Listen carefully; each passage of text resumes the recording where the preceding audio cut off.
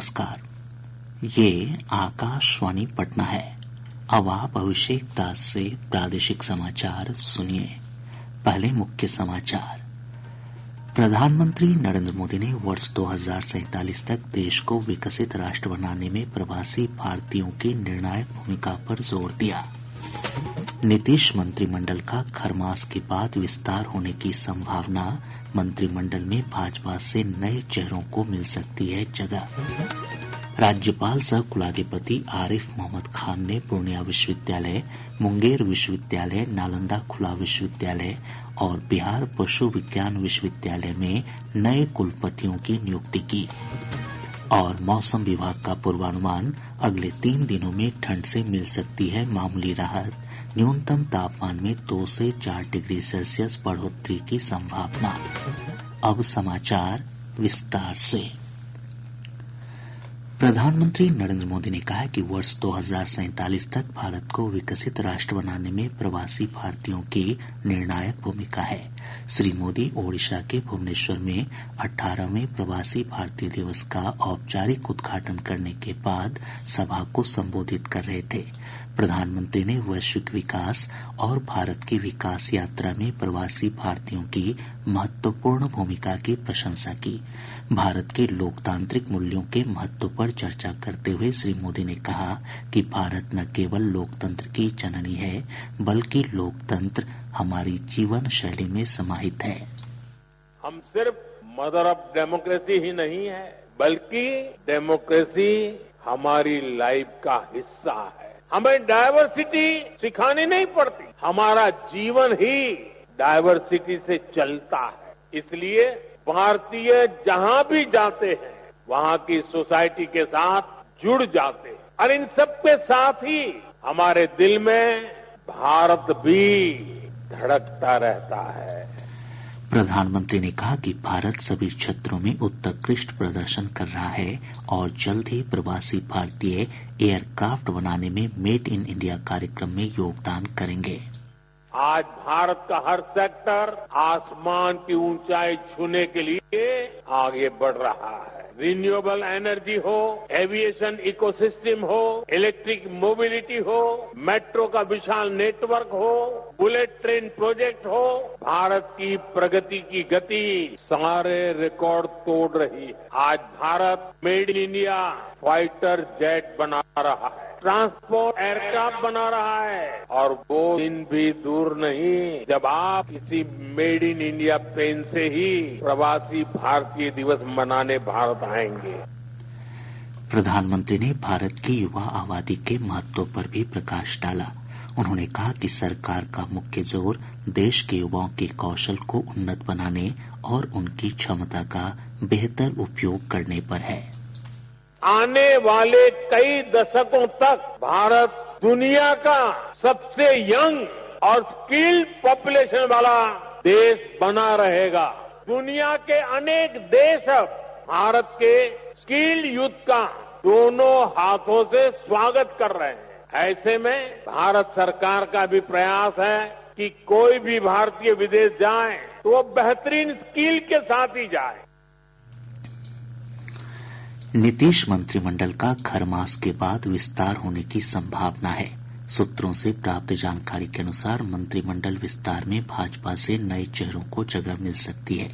वहीं भाजपा के जिन मंत्रियों के पास एक से अधिक विभाग हैं, उन्हें कम कर कैबिनेट में शामिल होने वाले नए मंत्रियों के बीच बांटा जाएगा।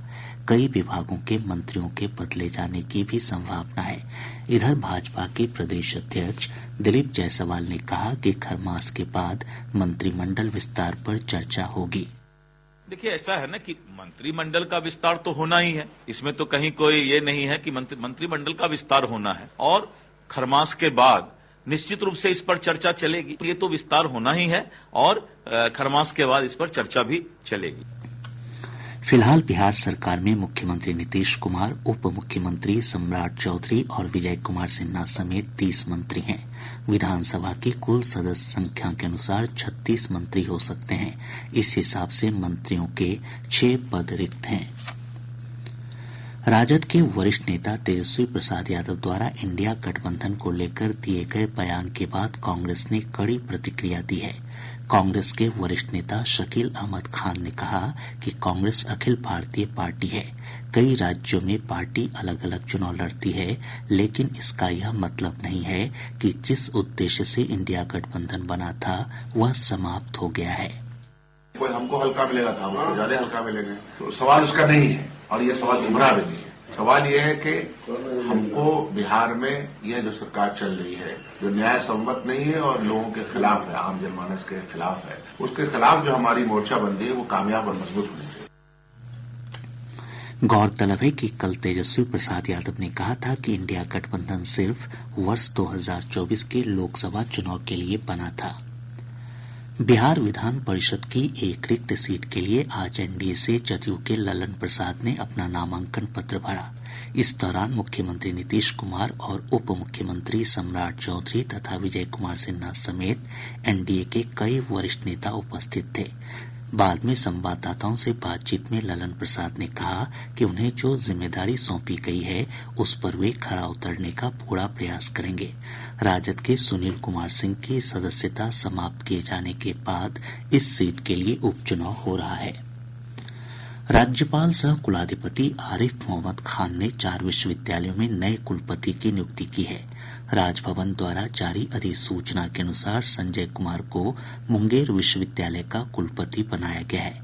वहीं विवेकानंद सिंह को पूर्णिया विश्वविद्यालय और रविन्द्र कुमार को नालंदा खुला विश्वविद्यालय राजगीर का कुलपति नियुक्त किया गया है। डॉक्टर इंद्रजीत सिंह को बिहार पशु विज्ञान विश्वविद्यालय पटना का नया कुलपति नियुक्त किया गया है। देश में एचएमपीवी वायरस संक्रमण के बढ़ते मामलों को देखते हुए विशेष सतर्कता बरती जा रही है। एम्स नई दिल्ली के इंटरनल मेडिसिन विभाग के डॉक्टर नीरज निश्चल ने कहा कि एचएमपीवी की तुलना कोविड-19 से नहीं की जा सकती है। उन्होंने कहा कि यह वायरस पुराना है। ये वायरस ऑलरेडी एग्जिस्ट करता है और स्टडीज ने ये भी दिखाया है कि by the age of 10 years बच्चों में इस वायरस के अगेंस्ट एंटीबॉडीज ऑलमोस्ट 100% बच्चों में हो सकता है। हमारे हॉस्पिटल्स में कोई ऐसे केसेस बढ़े नहीं है। जो नॉर्मल इस सिचुएशन में इस साल के इस समय में जो केसेज आते हैं, जो नॉर्मल कोल्ड, फ्लू, इन्फ्लुएंजा उस टाइप के पेशेंट्स वही हैं और इनमें मैक्सिमम कोई हॉस्पिटलाइजेशन की जरूरत ही नहीं पड़ती है। गृह मंत्रालय ने सभी राज्यों और केंद्र शासित प्रदेशों से टीबी रोग समाप्त करने के लिए जेलों और सुधार संस्थानों में 100 दिन का अभियान शुरू करने का अनुरोध किया है।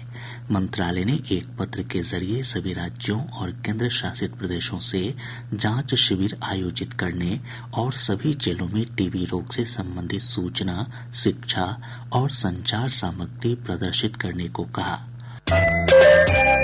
प्रादेशिक समाचार आप आकाशवाणी पटना से सुन रहे हैं। ताजा समाचारों के लिए आप हमारे एक्स हैंडल AIR News _ पर जा सकते हैं। पूरा प्रदेश कड़ाके की ठंड की चपेट में है। अधिकांश स्थानों के न्यूनतम तापमान में 2 से 4 डिग्री सेल्सियस की गिरावट आई है। पिछले 24 घंटों के दौरान 5.1 डिग्री सेल्सियस न्यूनतम तापमान के साथ समस्तीपुर का पूसा राज्य का सबसे ठंडा स्थान रहा। मौसम विज्ञान केंद्र पटना के वैज्ञानिक कुमार गौरव ने बताया कि अगले 3 दिनों के दौरान तापमान में 2 से 4 डिग्री सेल्सियस बढ़ोतरी की संभावना है। मौसम विश्लेषण के अनुसार अगले 3 दिनों के दौरान प्रदेश का मौसम शुष्क बना रहेगा। प्रदेश के तापमान में इस दौरान 2 से 4 डिग्री सेल्सियस की वृद्धि होने की संभावना है। तत्पश्चात चौथे दिन प्रदेश के पश्चिमी भाग में आकाश मेघ आच्छादित रहने एवं दक्षिण पश्चिम भाग के 1 या 2 स्थानों में बहुत हल्की वर्षा की संभावना है। ठंड को देखते हुए समस्तीपुर जिला प्रशासन ने सभी सरकारी और निजी विद्यालयों में 1 से 8वीं कक्षा तक के वर्ग संचालन पर 14 जनवरी तक रोक लगा दी है। इस अवधि में आंगनबाड़ी केंद्रों का भी संचालन नहीं होगा। और अब बात प्रयागराज महाकुंभ की। उत्तर प्रदेश के अस्थायी जिले महाकुंभ नगर में महाकुंभ की तैयारियां अंतिम चरण में है। हमारे संवाददाता ओम अवस्थी ने बताया कि मेले में बड़ी संख्या में श्रद्धालुओं के आने की संभावना है। एक रिपोर्ट।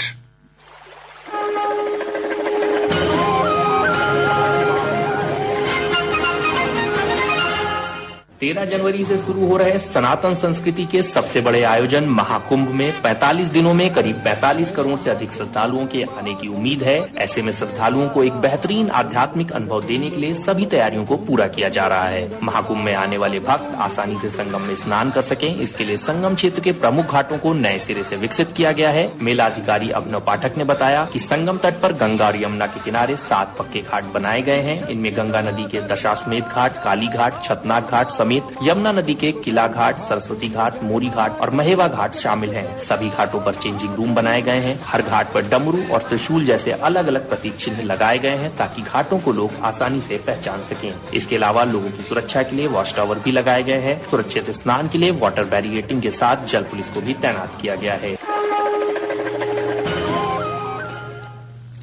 महाकुंभ का आयोजन 13 जनवरी से 26 फरवरी तक प्रयागराज में होगा। कृषि मंत्री मंगल पांडे ने आज पटना स्थित कृषि भवन में मीडिया सेंटर और बिहार कृषि रेडियो का उद्घाटन किया। बिहार कृषि रेडियो के द्वारा किसानों को खेती, मौसम और बाजार से जुड़ी जानकारी प्रदान की जाएगी। तो दोस्तों, खेती आज सिर्फ एक परंपरा नहीं बल्कि एक विज्ञान बन चुकी है और इस विज्ञान को समझने के लिए आपको चाहिए सही जानकारी सही समय पर। तो आइए इस कार्यक्रम के जरिए हम सब मिलकर बनाते हैं अपनी खेती को और भी आसान और फायदेमंद, और साथ ही सुनाएंगे किसानों की सफलता की कहानियाँ जो आपको देगी नई उम्मीद और नई ऊर्जा। राज्यपाल आरिफ मोहम्मद खान ने आज जहानाबाद जिले के काको गांव में दिवंगत स्वतंत्रता सेनानी, कवि और समाजसेवी लतीफ शमसी के परिजनों से मुलाकात कर उन्हें सांत्वना दी। लतीफ शमसी का 90 वर्ष की आयु में निधन हो गया था। मुख्यमंत्री नीतीश कुमार ने भी उनके निधन पर गहरी संवेदना जताई है। निगरानी जांच ब्यूरो की टीम ने औरंगाबाद स्थित सच्चिदानंद सिंह महाविद्यालय के चतुर्थ वर्गीय कर्मचारी मनोज सिंह के आवास पर छापेमारी की है। प्राप्त जानकारी के अनुसार आय से अधिक संपत्ति के मामले में ये छापेमारी की गई। छापेमारी से पहले जांच एजेंसी ने महाविद्यालय से कई कागजात भी जब्त किए। लखीसराय जिले के शहीद जितेंद्र हॉल्ट के पास ट्रेन की चपेट में आने से 3 महिलाओं की मौत हो गई। प्राप्त जानकारी के अनुसार तीनों महिलाएं एक पैसेंजर ट्रेन से उतरी थीं, तभी दूसरे ट्रैक पर आ रही हमसफर ट्रेन की चपेट में आ गईं। सुपौल जिले की एक अदालत ने गांजा तस्करी के मामले में नेपाल के 3 नागरिकों को 2-2 वर्ष कारावास और 20-20 हजार रूपये अर्थदंड की सजा सुनाई है। किशनगंज पुलिस ने एक फाइनेंस कंपनी का पैसा लेकर भागने के मामले में आरोपी संजय राय को गिरफ्तार कर लिया है।